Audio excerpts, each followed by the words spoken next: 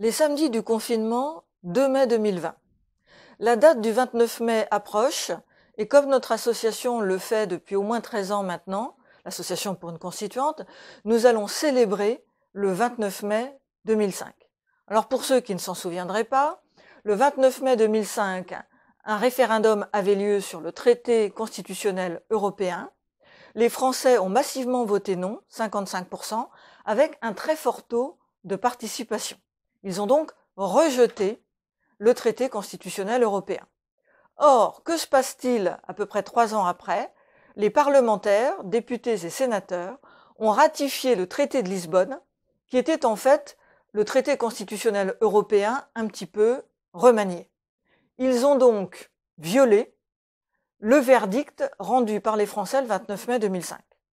Alors certains nous disent, mais les élus ont bien le droit, ils ont été élus pour ça, ils ont un mandat de ratifier ce traité. En fait, non. Pourquoi? Parce que en démocratie, les choses sont claires. Le titulaire de la souveraineté, c'est le peuple.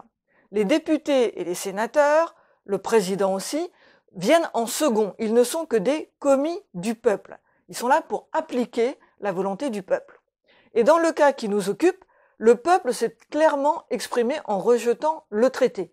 Les parlementaires n'avaient donc aucun mandat pour décider autrement et en particulier décider le contraire. Alors on nous a aussi expliqué que le traité de Lisbonne, que les parlementaires ont ratifié, n'était pas le même que le traité constitutionnel européen. Alors, on pourrait discuter à perte de vue. En tout cas, des personnalités qu'on ne peut pas soupçonner d'être de dangereux extrémistes, comme Valéry Giscard d'Estaing, nous ont confirmé que les deux traités étaient des traités jumeaux. Et de toute manière, comme le peuple s'était prononcé dans un cas, il lui appartenait de s'exprimer dans l'autre cas, pour savoir s'il était d'accord ou pas avec la nouvelle version du texte. C'est ce que les juristes appellent le parallélisme des formes. Donc, ce qui s'est passé est donc extrêmement grave. Nous avons, par des artifices de procédure, que notre constitution très autoritaire permet, des députés et des sénateurs qui ont violé la volonté du peuple. Ils ont commis ce qu'on appelle une forfaiture. C'est donc une sorte de coup d'État institutionnel qui s'est produit en 2008. La leçon que nous pouvons en tirer est double. La première, c'est que ce qui s'est passé le 29 mai 2005, c'est l'expression du peuple français. Qu'il soit de gauche, qu'il soit de droite, qu'il soit centriste, c'est le peuple français qui a exprimé son verdict. Et c'est sa volonté qui a été bafouée.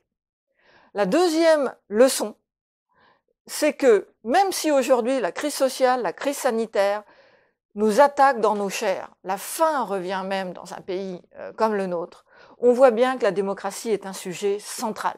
Si nous avions aujourd'hui des espaces de démocratie véritables, que ce soit au niveau national ou dans les régions ou dans les communes, on sait bien que la crise sanitaire et sociale ne serait pas gérée de la même manière. Donc la démocratie et le retour à la démocratie est l'une des clés de la période. Donc cette année, confinement oblige, nous ne pourrons pas célébrer comme nous le faisons d'habitude, physiquement, en nous rassemblant à Paris dans le jardin des Tuileries, devant la plaque qui célèbre l'établissement de la Première République le 22 septembre 1792. Et dans les provinces, nos cercles se réunissent aussi à différents endroits. Nous avons créé un espace sur le site de l'Association pour une constituante, www.pouruneconstituante.fr, pour que chacun puisse déposer un témoignage, une analyse, une réflexion sur ce que représente pour lui le 29 mai 2005 et d'une manière générale la question de la démocratie et de la souveraineté populaire. Donc rendez-vous sur notre site et en tout cas à samedi prochain.